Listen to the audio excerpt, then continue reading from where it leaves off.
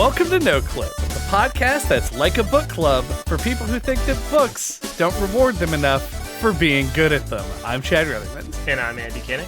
And today, we're going to be talking about Cocoon, a game that was developed by Geometric Interactive, published by Annapurna Interactive, and was released in 2023 on the Nintendo Switch, PlayStation 4, PlayStation 5, Windows, Xbox One, and the Xbox Series X and S. But first, if you can give us a like or a rating, it would be greatly appreciated. Yeah. So Cocoon is it's a puzzle game. I would say at its heart, a puzzle exploration game.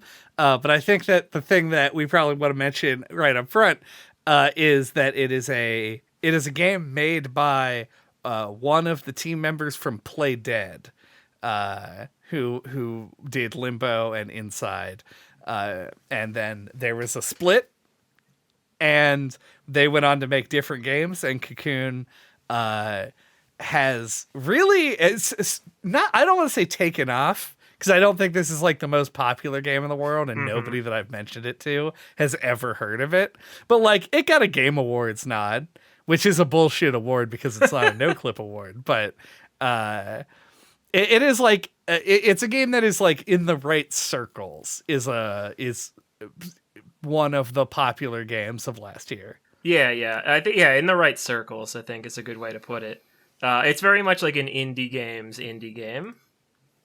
Yeah. It definitely, like, it's different. It's not a cinematic platformer, so it is different from Limbo and Inside, but it still feels like you can tell it has a lot of the same design sensibilities. Yeah, I can see that. The lineage is definitely there, especially in terms of the way that they sort of design their puzzles. I think there's a more... I'm going to use the word fluidity, but I don't mean it in the way that, like, there are a lot of different solutions to puzzles. As far as I'm aware, there's only one solution to every puzzle. But Inside and Limbo, their puzzles feel very lock and key, where you find a thing in order to get past a thing, and maybe there's some traversal puzzles that you have to do in between. Whereas this game is much more, you have to think through the tools that you have at hand in order to complete the puzzles and move on with the game. I also want to say that in terms of games that are pure puzzle games, this is probably the easiest one that we've covered. I don't know if your experience is the same, but I'm comparing it to like Braid and Baba Is You, both of which were like brutally hard at points. And I didn't really ever get like hard stuck in this game. Yeah, I feel like it's definitely in a middle ground. Yeah, I'd say like it's not quite on that level of like a Baba Is You or a Braid. I feel like it's a little bit, for lack of a better term, like more video game-y. Because I feel like Limbo and Inside feel like they were more set piecey, like, you know, more narrative focused, like to a lot of like the little puzzles. You're like outrunning like a dog that's gonna kill you, or you know, like there's something a little bit more cinematic about it, as the genre name, cinematic platformer, would imply. This is a lot more like classic, like video game puzzles, I think, in the way that it feels like, yeah, I don't know, it's kind of hard to describe, but like it even has like the orbs that you jump in and out of, like function as like power-ups. And, you know, like there's stuff that feels a little bit more like video gamey to it. Yeah, no, I agree with that. I think like, there's an element of this game that feels more abstract than Limbo and Inside, even though Limbo is set like, you know, in a space after death, which is abstract sort of. It still focuses on like people, and both of them focus a lot on the very human experience of death and dying, whereas Cocoon is a lot more abstract, both in its setting and in its puzzles, and it allows that setting to make it so that the puzzles are much less structured. Yeah. Like, it's no longer about finding a key to a door. It's about finding a key to a door, but the key is like orb and the door is inside of 3 other worlds. Like, it's Yeah. a whole thing. Yeah, no longer about death and now about rebirth. Exactly. This is it's a very cathartic experience. But yeah, I don't know. I honestly am not. I do agree with you that this falls in a middle ground when you compare it to Playdead's other games. Like it's not as difficult in execution because it is not a game where you get murdered and killed every 5 seconds. And so that it relaxes you and allows you to actually think through what your actions are. And I think that that helps a lot to take things that are debatably much more complicated puzzles and make them feel smoother, because you aren't that was part of the charm of, like, we love both Limbo and Inside. But this game is just like a different animal from that entirely. But I also just happen to find it easier than Braid or Pop Is You. But I don't think that's controversial at all. Yeah, like, yeah, I do find it easier than your average puzzle game. I think I agree. But, like, there were a couple points that tripped me up, and I would compare it to, like, almost kind of like a Portal style thing, where, like, I had to, like, acclimate my brain to, like, thinking in how the orbs worked. Because, like, I'll get to, like, a new, like, puzzle where, like, I have to, like, put one inside of the other for the first time to then transport it somewhere. And it would take me a long time to think to do that. But then, like, once I did, I'm like, oh. Like, you know, like, you break down that wall, you're like, oh, this is how it works. And then, like, the next several puzzles are easier because you've, like, already gotten over that hurdle and are now thinking of it in the correct way. Yeah, I was early in the game, I was like, I very much had my, like, designer hat on for part of this, and I was trying to think of, like, once I had, like, 2 orbs, right? Like, you get the red and the blue and the green one. I'm thinking, like, what can you do with these mechanics? Like, what are the interesting things? And so I was really excited to have predicted that I needed to put an orb inside another orb and then carry both of them somewhere. Right. That was the only one where I think that I called it, like, super hard. There are a few puzzles that I think I did that I am proud of my performance on. Like, I figured out the shoot a bullet into one orb so that it then goes into the other orb and then into the crystal before it, like, presented itself to me. I was like, this is what I'm going to have to do. But I don't think that I, like, absolutely stomped the game or something. Yeah, I felt so smart. There was one where you have to, like, go a level deeper than that and have it shoot into, like, through 2 different levels and, like, get bounced back out to, like, keep, like, it going back and forth. And I was like, whenever, like, I thought how to do that, I'm like, oh, I'm so fucking smart. I'm such a goddamn genius. But yeah, like, early on, though, like, there was, like, one really simple puzzle, but it really, like, stumped me. And it was, like, at the end of, like, the second or first time I was, like, playing, and I, like, turned the game off and went to bed and came back to it the next day and felt, like, really dumb, because it was like you're inside the green orb and you have the orange one, and then there's, like, one of those gates that you can't fit through. Like, your character can, but the orb can't. And, like, the answer is just to, like, jump out of the world, or to set it. Wait, hold on. Now I'm getting in my own head and forgetting how it works. I think I know which one you're talking about. You, like, have to pick you keep the orb and leave the world, then put the orb down. And then you go back, you go through, then you jump out of the world and grab it and jump back in. Yeah, right. Like, yeah, very simple puzzle in the game, but, like, it as evidenced right now, I forgot the solution when I've been away from the game for, like, 3 days and had to, like, work it back out again. So yeah, like, you have to, like, adjust to the logic. But it's not too hard to do so. So it's actually, like, very satisfying. Yeah, that's true. I think it's great that the game has that sort of, like, I don't know. I keep wanting to say The Witness as if I know shit about it, but, like, I like that there's there's sort of, like, a language in great puzzle games, like, that you have to learn. Like, these are the things that are true here, and understanding them is what is going to help you actually solve it. And I think this game accomplishes that beautifully, with the orbs and with the fact that there's a lot of different puzzles. I was worried early on that this was going to be like a what's the whole game that we played? Donut County. Donut County. Yeah. A Donut County situation where it doesn't fully explore all of the mechanics, but it absolutely does. Maybe not like 100% or whatever, but like mostly. I couldn't think of much else they could have done. And really grasping how that works allows you to sort of work through things a lot better.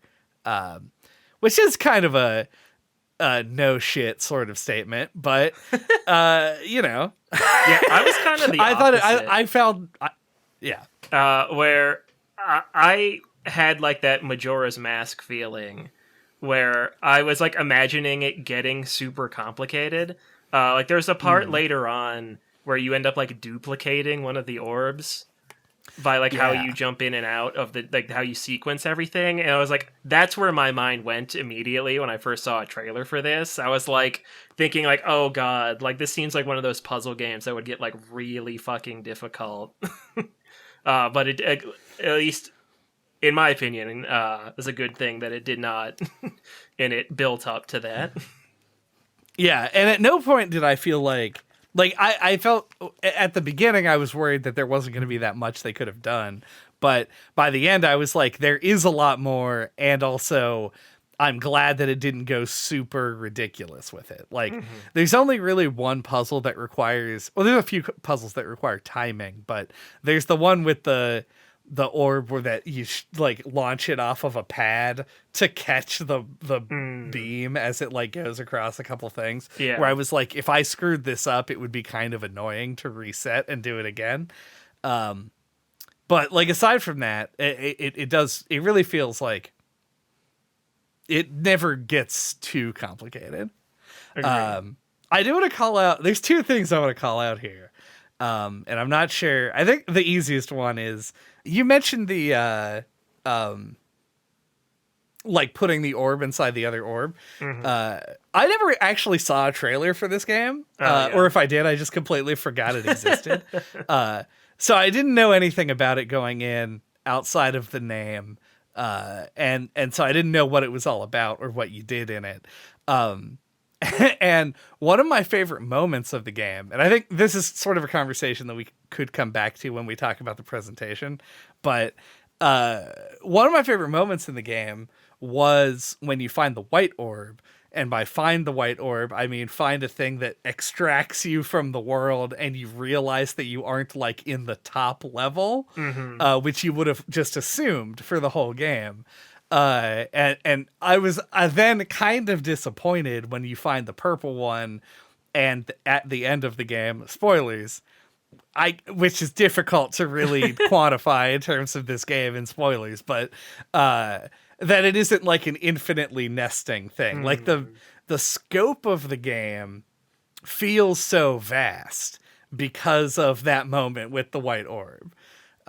While the game itself is very small, which I think helps with the like the puzzle mechanics being the way they are. The game is, all the areas that you have are really small, and they take up a very small like geographic footprint, because a lot of the times to solve the puzzles, you have to like run around and swap orbs and put them in places. I think one of the things that kept the game feeling like it wasn't overwhelmingly difficult was by keeping it so small, and yet the framing of the game made it feel so much huger than it actually is. They really pulled off like a magic trick with that, and I was really impressed. Yeah, you know, I have that in my notes too. Like jumping out of the white orb for the first time was kind of like a mind-blowing moment. Because like as you say, like when you start the game, you assume that you're starting out on the top level, and then the reveal of that comes late enough that like you instantly understand like what you're seeing. It isn't like confusing, you know. Like you jump out, and you see the white orb on the thing, and you're like, oh fuck, like I was down an extra level than I thought. So yeah, it's a really well executed twist. Yeah, it's crazy. Like just that like ability to pull one over on the player. Mm-hmm. I don't know. I was really impressed by it. I was impressed by a lot of things that this game did. But a lot of those things I'm gonna have to save for when we're talking about like aesthetics and that kind of design. But that is, yeah, I don't know.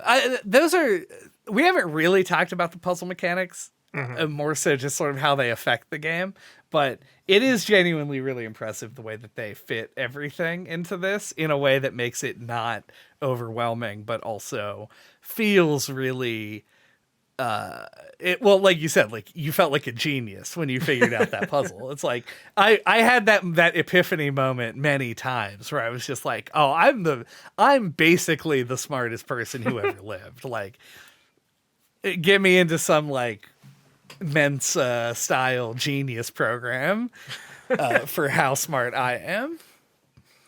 Yeah, I think it follows kind of in that design philosophy of like Playdead's games, where there's no words, right? It's all just like that seamless tutorializing. Like I think the fact that like you're playing a little character helps, at least to me anyway. I always feel like maneuvering a character around to manipulate stuff always like kind of like helps my brain latch on to these kind of puzzle mechanics.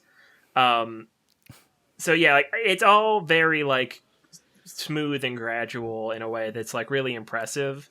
Cause like, yeah, like it's like every little thing you come to, like you just kind of intuitively understand.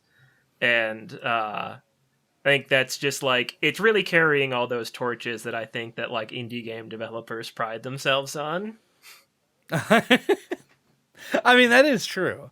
And it also like we have over the course of 8 years, whether I would like to admit it or not, have sort of codified a few rules that we like to see in games. And the indie game that is laser focused on a single like aspect, like mechanically speaking, is something that I always talk about. It's like an indie game with a small team has the luxury of being able to take one idea and just build it out as much as possible without having to make a bunch of different stuff. And also my golden rule of puzzles, which is that it should be harder to solve than it is to execute. Like once you have figured out the solution to the puzzle, it should not be a big pain in the ass to actually implement the solution and come out the other side. I guess unless you're like a hybrid game, but we don't talk about that. And this game, I think, does both extremely well. Like it really does champion the good things that are good about indie games pretty well. You mentioned the character, the little guy. Right, your little moth guy. Yeah, who's like a bug. I would like to propose, if this isn't already the case, because I didn't look it up beforehand, but he should be called Atlas. Here's why. Because he's carrying the world on his shoulders. Yeah, and also Atlas is a kind of beetle. Right. Thank you for coming to my TED Talk. I mean, I can't disagree with any of your statements. I'm very persuasive. That's what I thought of. I was like, why isn't this guy called Atlas? Maybe he might be. I don't know. I don't know. They're called Atlas moths, aren't there? I think that might even be true. But yeah, I guess. Do you have a favorite orb power up? I gotta go with the purple orb, like the swap positions orb. Right. That's not even really a good way of describing it. Like you can pull the orb out of plants on the ground. Right. Yeah. And I was a little bit disappointed that it didn't have like a return to section at the end. Yeah. It feels the most different than all the others. Like the idea of just pulling it out of a flower. Uh-huh. It is definitely weirder than the other ones. Yeah. And I like some of the unique mechanics with it. Like I like the joystick plant Oh guys yeah, yeah. that you like pull on the thing and it drags them around in a direction. Uh, Hmm. and the Venus flytrap claw machine plants that would pick it up if they saw the orb. Were all in that section. I just thought it was cool. It led to the most, like, in my opinion, like most interesting puzzles. I liked putting the thing down and then using whatever it's doing to go somewhere else and then grab it back. Yeah, yeah, There's a cool puzzle where you like jump over it and throw the orb back down on the robot guy. Loved that. Thought yeah. that was great. Yeah, I do agree with that. Like the ones where you have to be separated from the orb, because yeah, like you're always carrying them around. Like going a distance away from it is something you always have like a sense for.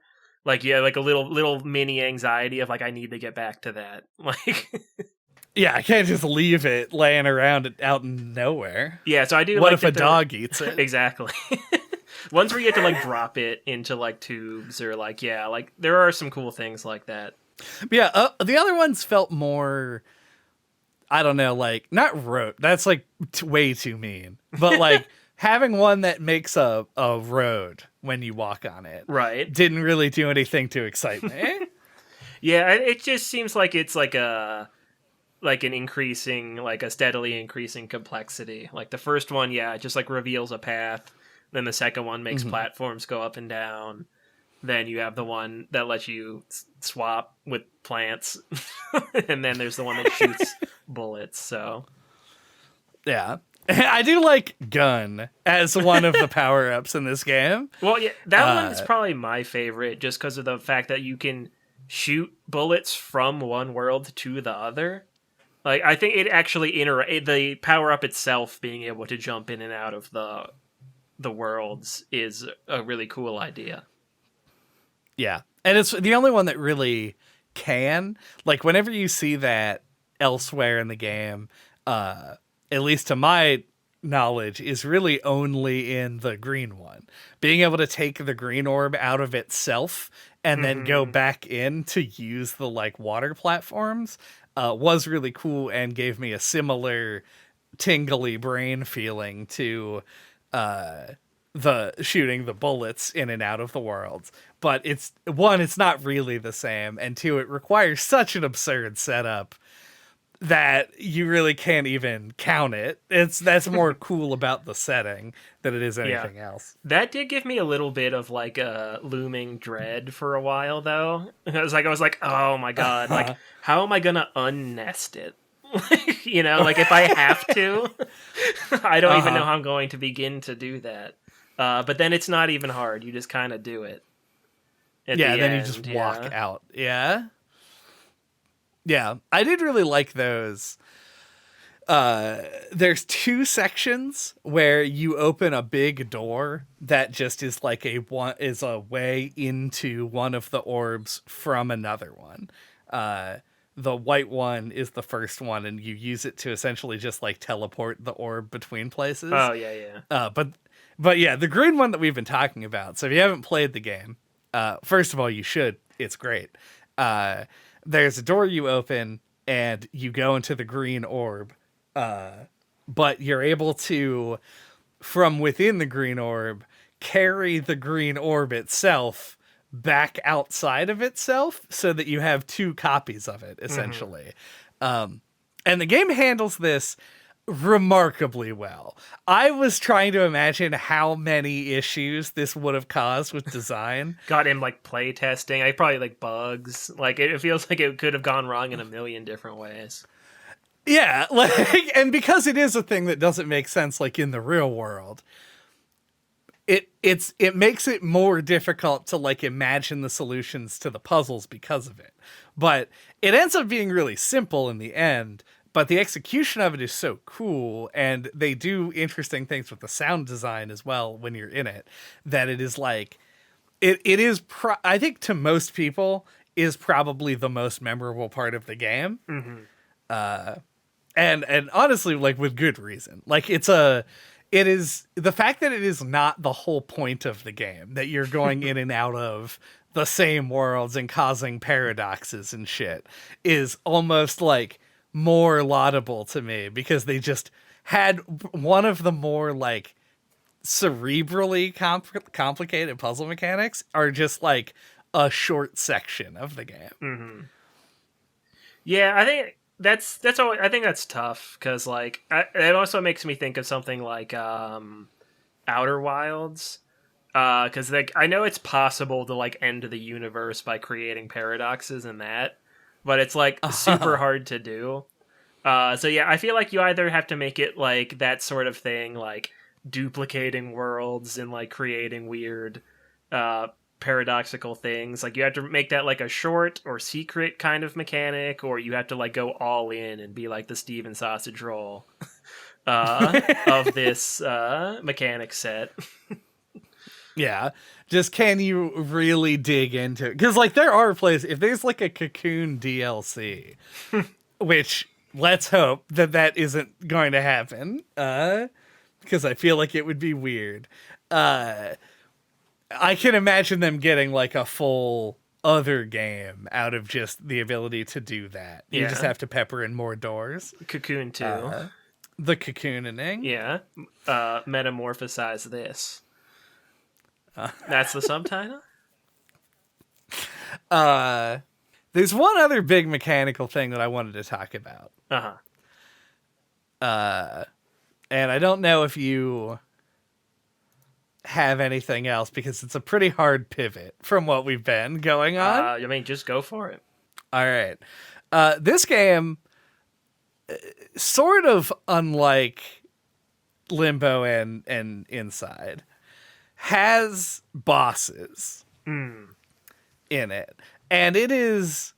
they are strange. They're a weird break in the game to, I think, mostly very positive effect. I liked the fact that there were, because they are still puzzle bosses. You have to solve something, but there's a lot more execution involved with them, and they all have their own unique mechanic that you have to work around. And I don't know, I am somebody who normally thinks that this would have been a bad idea in design of the game, but I really only have one complaint with the bosses, and that's if you lose in them, it takes like longer than I would like to go back to them. Because you don't die. When the boss kills you, he throws you out of the world. Yeah. I think that's so cool. And then you have to go back in, go across. Oh, it's sick as hell. Yeah. I think that you should be able to just hit the platform and go right back into the boss. I just felt like there were times when I lost a lot of time. And was like, well, it made me feel more frustrated with it, even though I didn't need to be. Like a boss that took me 3 tries felt worse in this game than in considering how like small of a part it is. Right. Like I said, that's like the one thing that I have negative. I really loved the mechanical implementation of it. I thought it was super great. Yeah, no, I largely liked them as well. I think they work really well because they're so simple. I think that's what makes like the best kind of bosses in a game like this. Because like it really feels like it sticks within like the language of the game, and it never goes too far out. Even though they all have their own unique mechanics, they never feel like they're like a big departure, or like you're doing anything like weird in like a forced variety way, where they're like, oh, now you're riding on a vehicle, or it never goes like too far outside like what kind of like you're already used to doing, and I think that works really well. So I'd almost compare it to like Mario Galaxy. It's just a kind of a stretch, but like I feel like that's a Mario game with a lot of bosses, and I think they also work because they stay relatively simple. I can see that. It never goes full Bayonetta ICBM gunfight, right? Where you're suddenly doing an entirely different thing with a different set of mechanics, which can work in certain games, obviously, but I feel like you saw that a lot with games. That's why we call it early 2000s force variety. Yeah, what's the guy in Resident Evil 4 who you had the knife fight with, like the big army guy towards the end of Krauser? Yeah, there's no Krauser-esque boss fights where it's just like a complete curveball. Yeah, they're all pretty. I mean, and it even is like, because you're not using the mechanics that you're used to. You're using a new, unique mechanic that exists only for the boss. Mm-hmm. But it feels really natural in a way, and I think mostly because this is a one-button game. Right. In this game, you have the arrow keys and the space bar, and that's all. And on a controller, you probably have the analog stick and the A button. Yes. Yeah, that would have been my guess. And so it's like, it's very easy to pick up, similar to like a WarioWare situation. Like, how do you learn to play a game in 3 seconds? It's give the game one control, and then it's easy to experiment with. Yeah, I don't know. I want to ask, like, are there any standout bosses? But like, almost all of them are standout to me in some way or another. Yeah. I like the one where you have to like hover with the water or whatever. Oh yeah. Yeah. With the green world boss, I think. And the one where you have to swap places with the little plant. There's also Yeah, that was what I was gonna call out as my favorite, is the swapper. Which is not the fall. The stop and swap. Only us get that joke. Mm-hmm. Yeah. But no, yeah, that one is extremely good. I like the one where the whole floor is meat. And you have to like, you have to launch like yourself at the crystal leg. Yeah, They are all good. Yeah, they're just all really good. Yeah. That's like the easiest one, but it was that one is like fun in a video game way. Yeah, it's fun to fly around. And the swapper, is fun in a more like puzzly way. Mm-hmm. And it's just all cool shit that's fun to do. Yeah. The only one I wasn't super high on was I think it's the final boss, I guess. The one where you had to just like shoot at the crystals.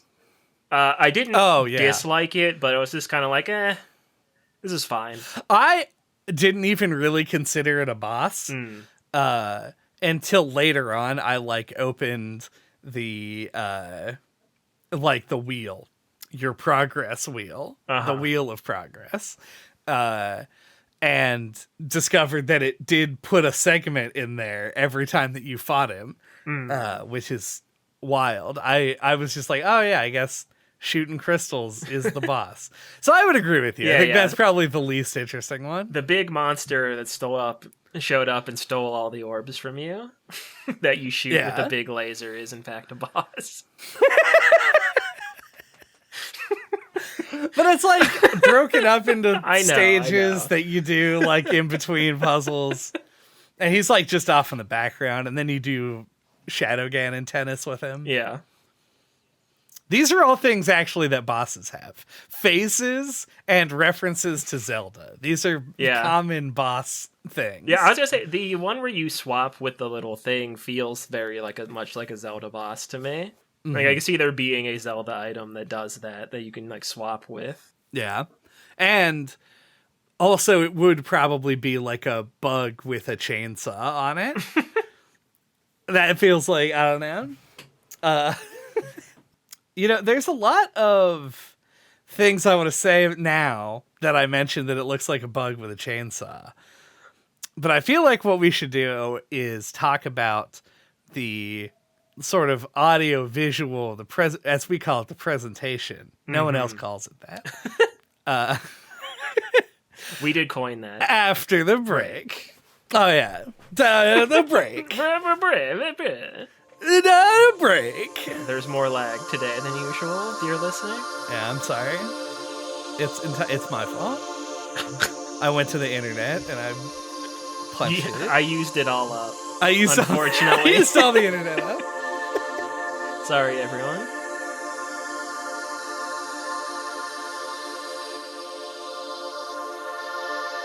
All right.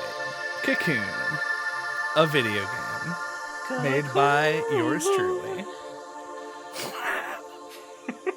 Why wasn't that sound clip anywhere in the game? I don't know, man. I think it's one of those things that like I've been doing all week while playing the game, and then I think to myself like, man, I hope I have the restraint to not do that a million times on the episode.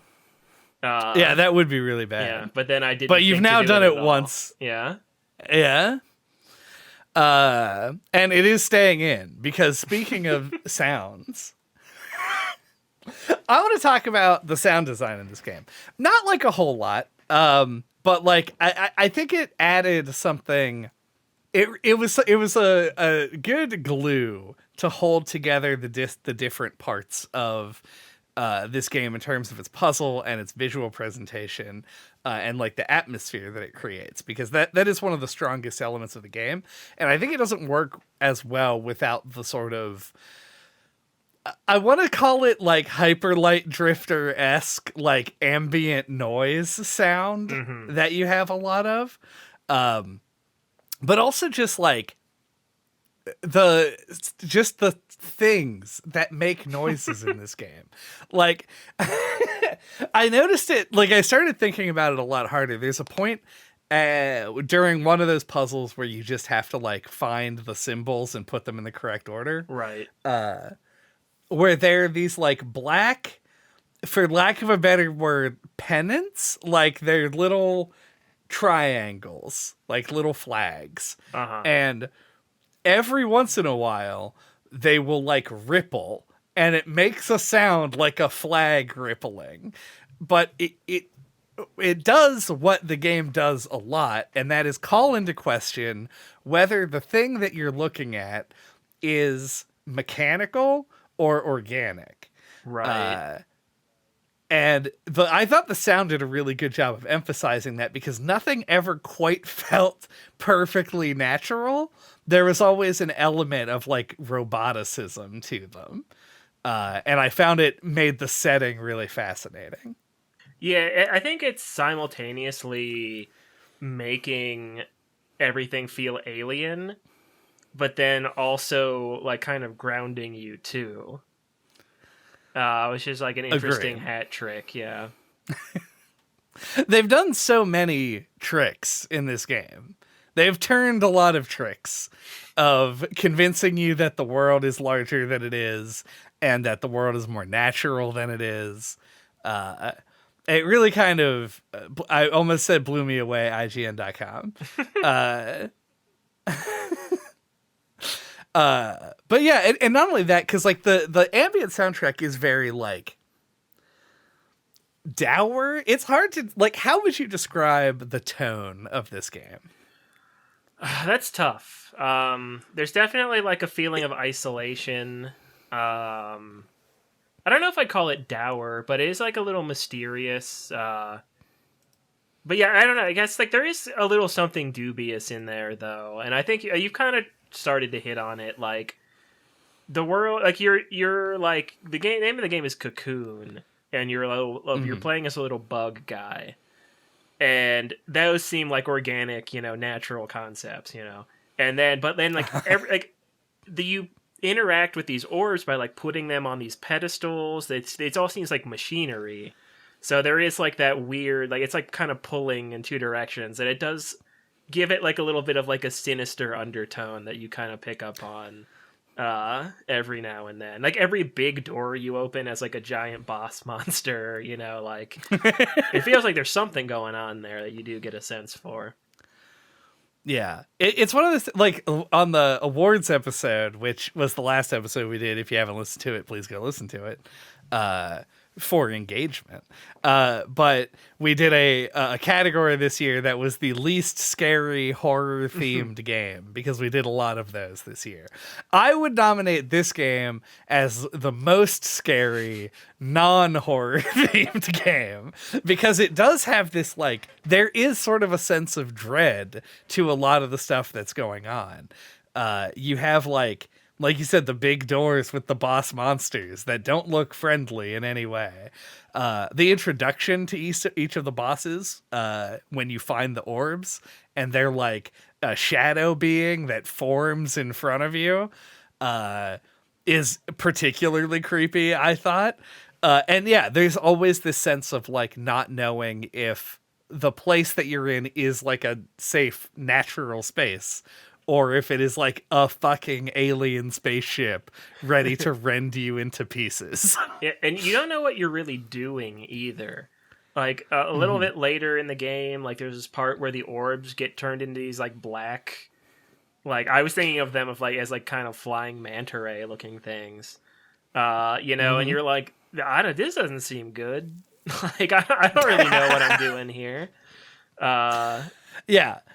And it's like the orbs represent like individual worlds that have their own like biomes and stuff. And to see one of them suddenly become a flying monster is extremely off-putting.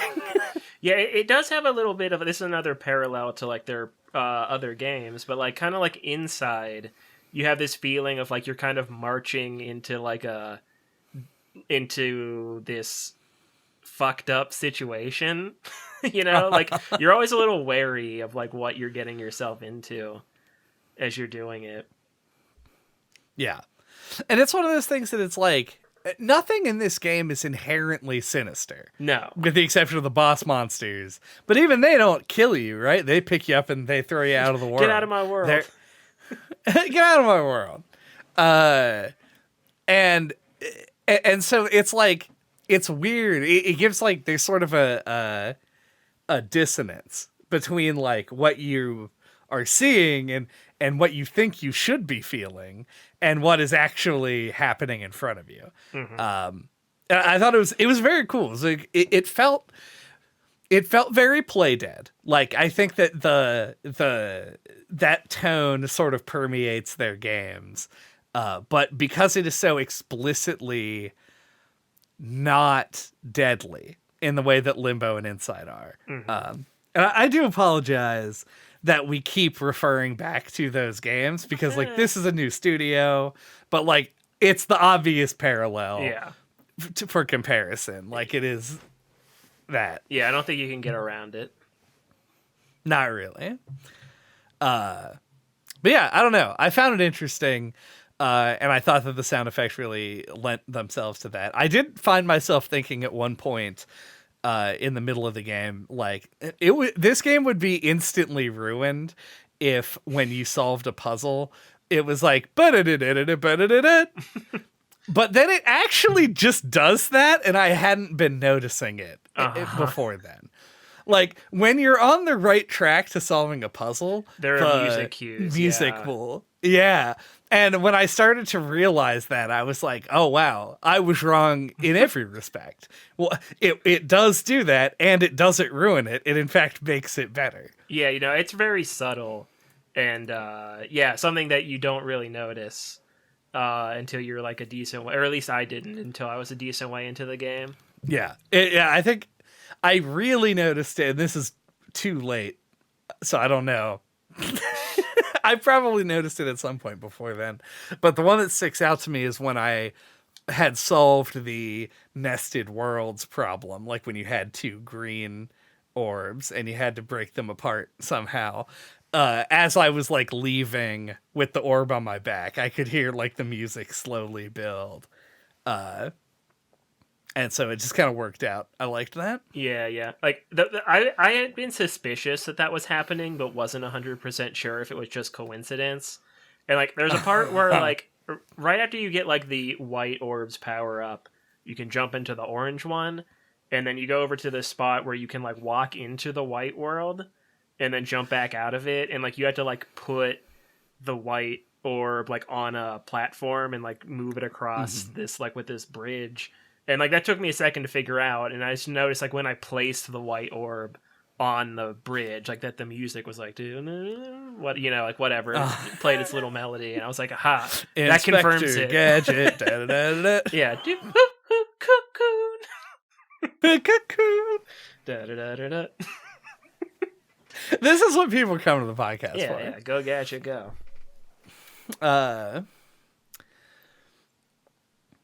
Yeah, super good. What do you think about how the game looks? I quite like it. You compared it to like Hyper Light Drifter earlier, and I think like the color palette is not. It's much less exaggerated, but kind of felt similar to me. Like I think it's like the distinct biomes. Like Hyperlight Drifter had like the 4 different directions, and each one had its own palette. And that in this, like each world has its own kind of distinct look to it. And like I think the character with his little cape also kind of reminded me of the Drifter a little bit.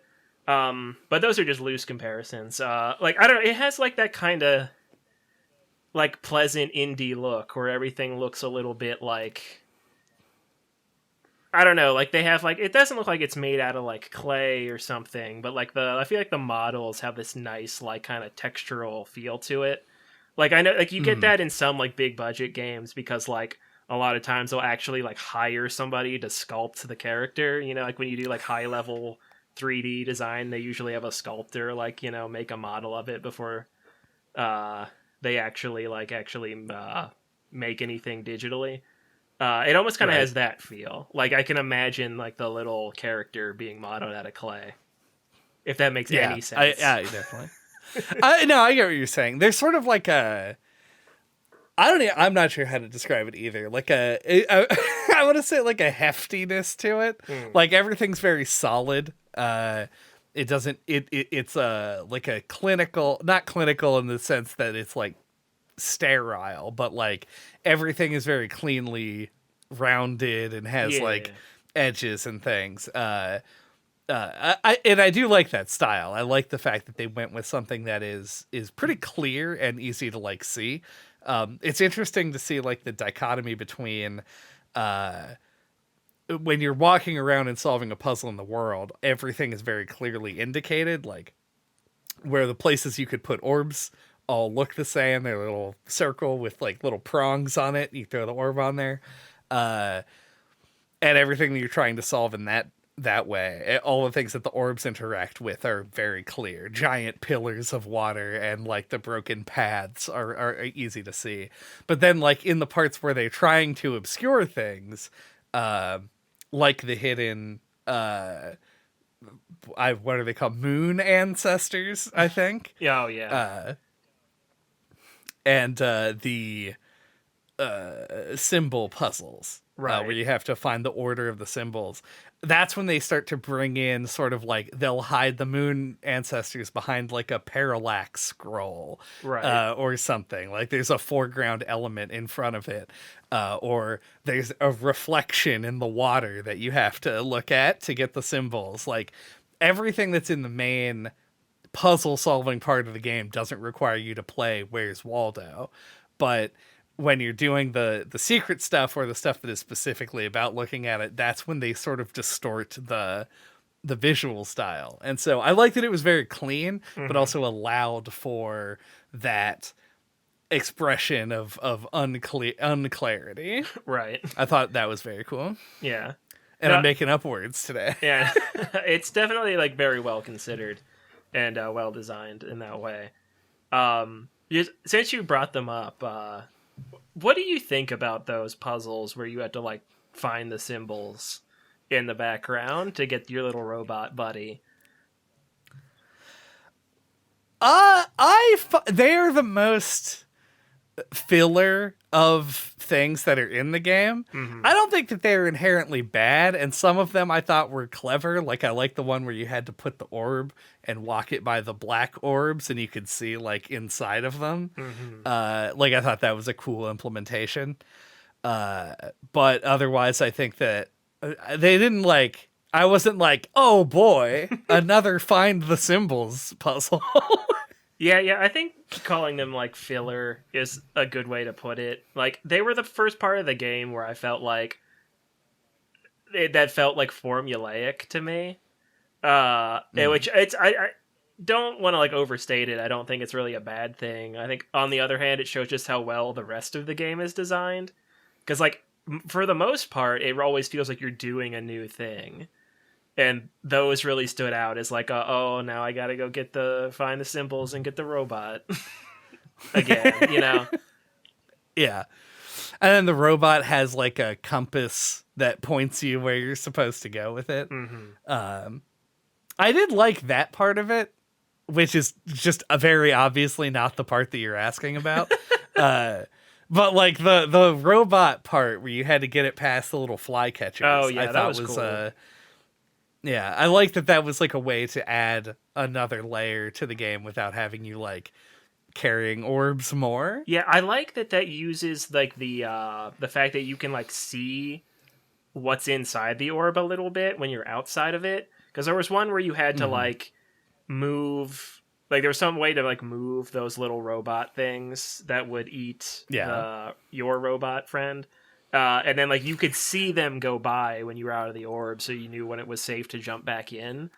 I thought that was Yep. really cool.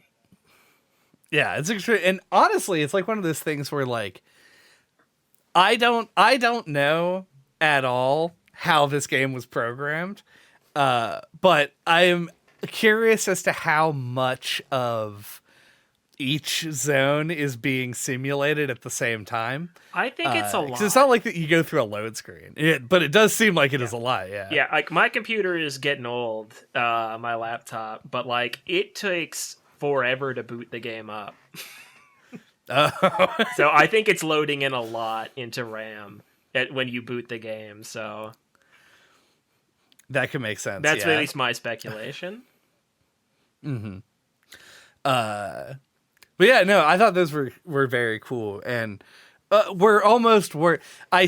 may have lied earlier. I may have said, "Oh boy, another one of the find the symbol puzzles," because I was in my head looking forward to the robot escort puzzles, Right. which I do like. But yeah, the symbol puzzles, I think we kind of agree we're just sort of there. They're a good like indication of progress, which Yeah. is something. It feels like such a nitty gritty thing to talk about in terms of like game design, but like having clear markers, like things that the players come to understand as being like segments of the game, is legitimately useful for many reasons. Like one, it's an exit point. Like if you're playing the game for a period of time and are going to quit, getting to something like that signals like, okay, this is a break that I can then go to another thing. But also it just felt good to come in, even if the puzzle was boring. I still knew like, oh, look at the progress I'm making. Like I'm here now and I'm going to go into the next part with the robot thing and then probably fight a boss. And so I don't know. It's one of those things where it's like, I don't like it, but also I see the necessity of it. Yeah, you do need a certain amount of repetition. I guess. uh, do you have an interpretation of what this game means? I know that's a big But question, but like, because I was thinking about it, like we talked about on the braid episode. I talked about how it felt like a metaphor for like almost like inventing something, or like overcoming some kind of challenge. I felt like kind of similar about this, like the metaphor of uh metamorphosis, like the process which like a caterpillar actually turns into a butterfly, and like almost mhm. like a metaphor as to like what goes on within a cocoon or something, like the one like living thing changing to another state of being like a challenge to overcome or something. I didn't have anything concrete or clear. I was just kind of chewing on that a little bit. Yeah, no, that's fair. I also had a little bit of trouble ascribing like an actual like meaning to anything. The ending of the game, or at least so I didn't get all of the moon ancestors. Me I don't know neither. if you did. No. Okay. I don't know if they have like if there's like an alternate ending if you do. I suspect there probably is. Yeah, there's probably a secret ending. Yeah, but I did not look it up and I'm not sure if that is true or not.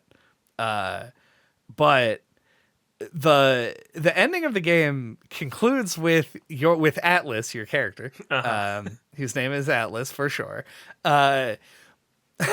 Like essentially, like you pass through the gates of Valhalla or whatever by putting all the orbs into it, and then you do metamorphosize. I put in a couple, just some buffer syllables into that word. Let's get them all in there. You just got to get all the syllables just in case one of them was right, because I don't know. and become like, kind of a weird scene, honestly.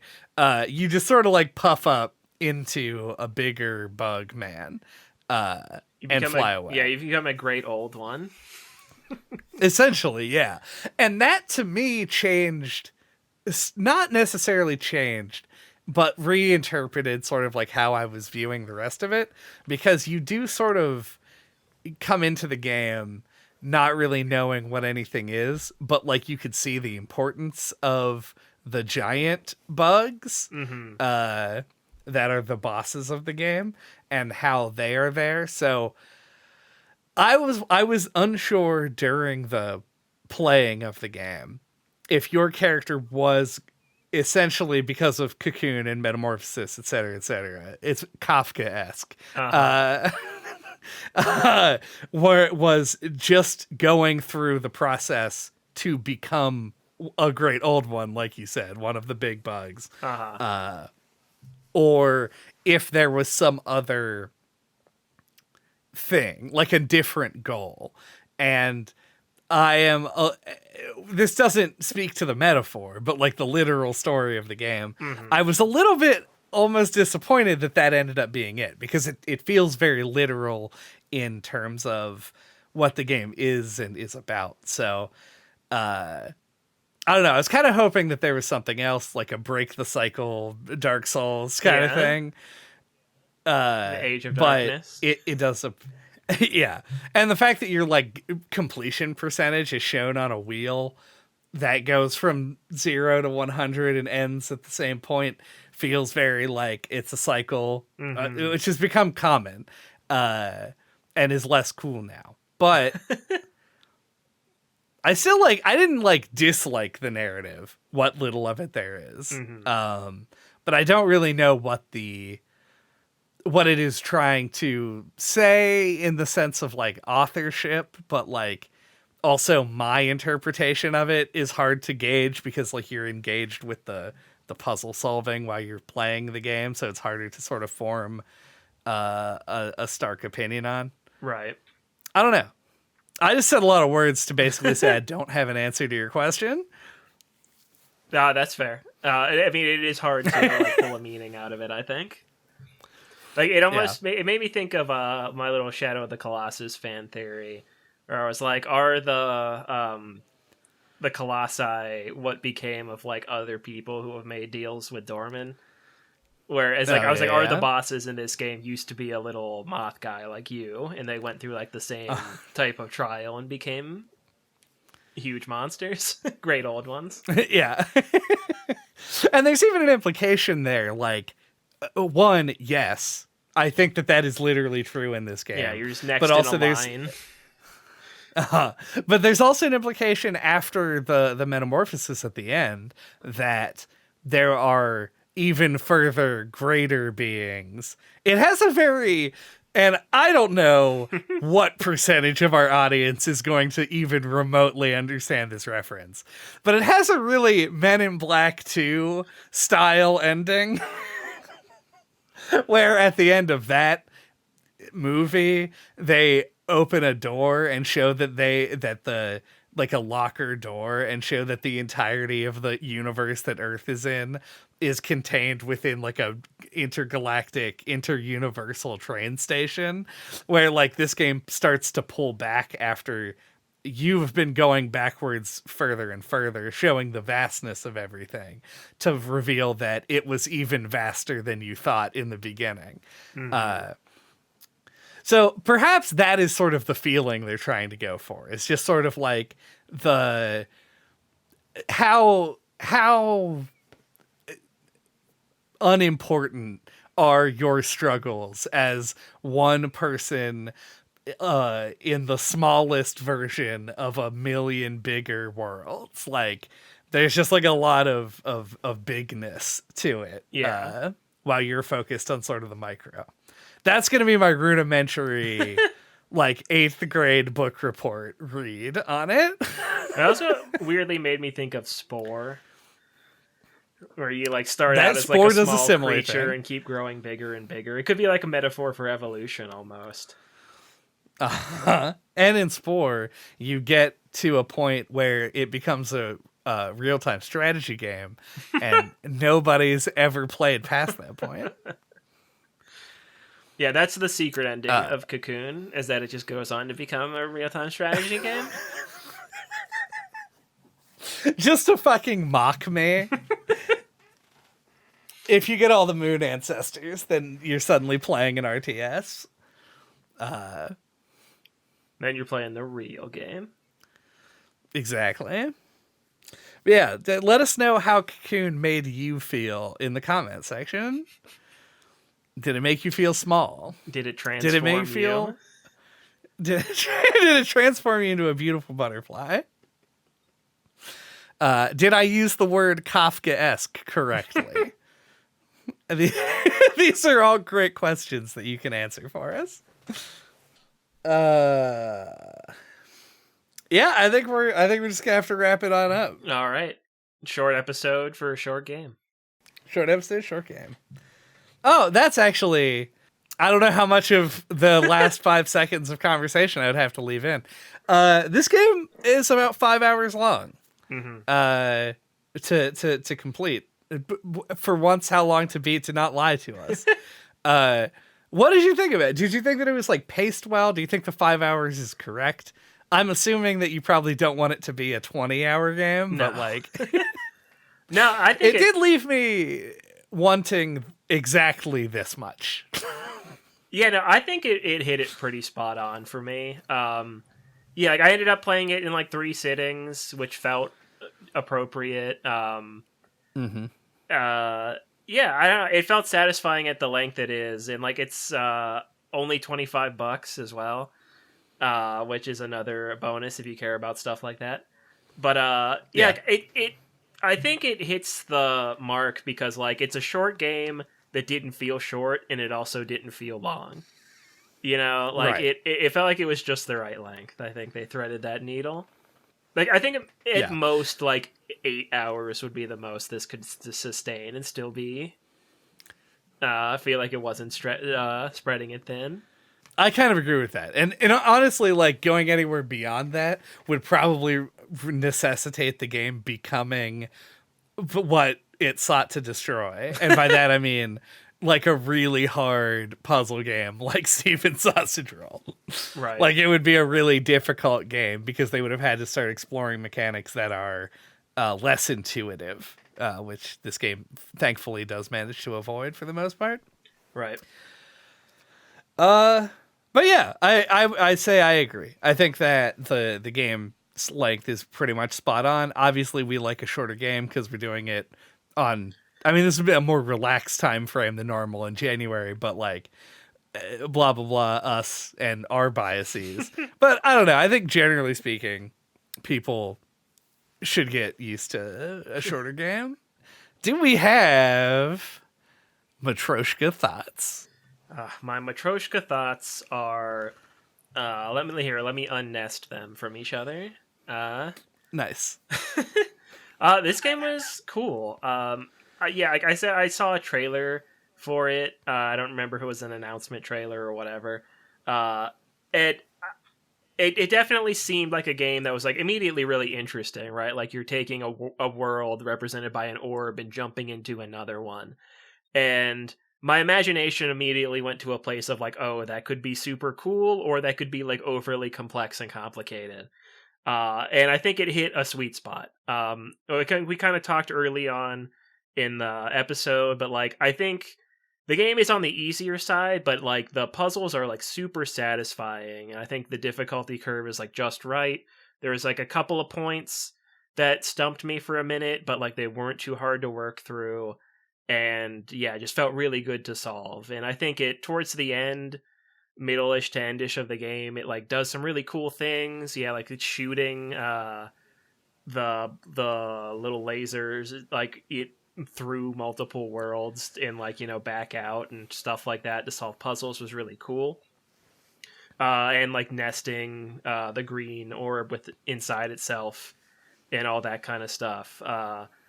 Was really awesome, and the moment of like jumping out of the white orb and realizing that you were inside it the whole time Really cool moment. So I think, yeah, like it really, I think delivers on its premise and delivers a really satisfying puzzle game experience in like this kind of modern, like focused, like smooth indie game design package.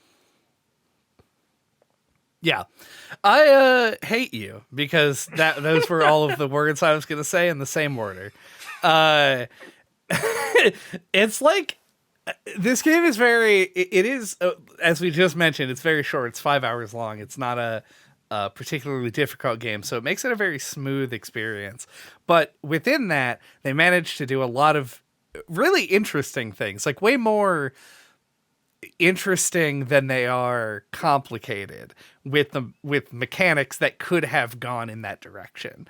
And it makes it it makes it a really enjoyable game for those reasons. Like on a mechanical level, this game is both easy enough to get through in a short period of time and also dense enough with really satisfying puzzles that it feels good to do and to play through. So just on that alone, I say that this game is great. But then you layer on top of that this like ambiguously not like creepy atmosphere and this bright, colorful world. And it really is like it feels like a very arty game, like a game that is putting itself in, or a game that has created sort of a world for you to be in that is in itself really unique and also gives you a good feeling of like mystery. And like we were talking about before, leaves a lot of things very open to your own interpretation. And I think that kind of thing is probably what we expected a bit from this developer, which I don't know, is not a negative, but it is like, I don't know what I was thinking because I didn't really know anything going in. But to see it sort of play out that way is a little bit expected, but also happy. I enjoyed doing it. So I really like this game. I thought it was super good. And I don't know, I'm kind of looking forward to see what happens going forward with them, if they're going to continue making the same types of games or branch out. But the quality is definitely still there. This is a team that definitely understands like the nuances of good game design. So retroactive no clip award for best game of all time. No, it's the best game we've played this year. It really is, yeah. This is the time that we can say that. Thank you for listening to No Clip this week. What are we doing next time? Next time, you are going to help us. It all hinges on you, the listener. If Cocoon remains the best game that we played this year, because our next game is going to be the first of our Fanbruary picks. We have a good list going right now. I'm actually very happy with it. And there are a lot of interesting things. So interesting, in fact, that we'll pick it later. We need more time to deliberate. Yeah, and if we figure it out before the episode goes live, then we're playing The Legacy of Kain, Soul Reaver. But if we didn't do that, then we're playing Chip's Challenge. And until that time, you can get a hold of us. All of our contact information is on our website at noclippodcast.com. There you can find links to our email address, our Twitter account, the Discord server, where a lot of these game suggestions for Fanbruary came from. And you can talk about the game there. There's also the YouTube channel, and you can find us on Apple iTunes Music, Google Podcasts, and on YouTube Podcasts, if anybody even knows what that is. And where you can find all of our old episodes, including the ones that we did on Limbo and Inside. Or on Baba is you. Baba is you, or Braid, or bug game. We did a game with bugs, right? Hollow Knight. Yeah, that's the one. This game is like Hollow Knight. Just like Hollow Game Knight. most likely to be compared to Hollow Knight.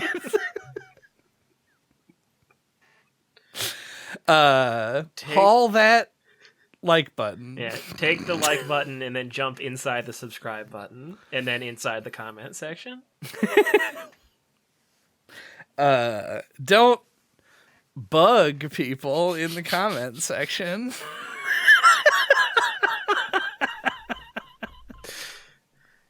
You've done it. You win. I've really reached the apex of comedy.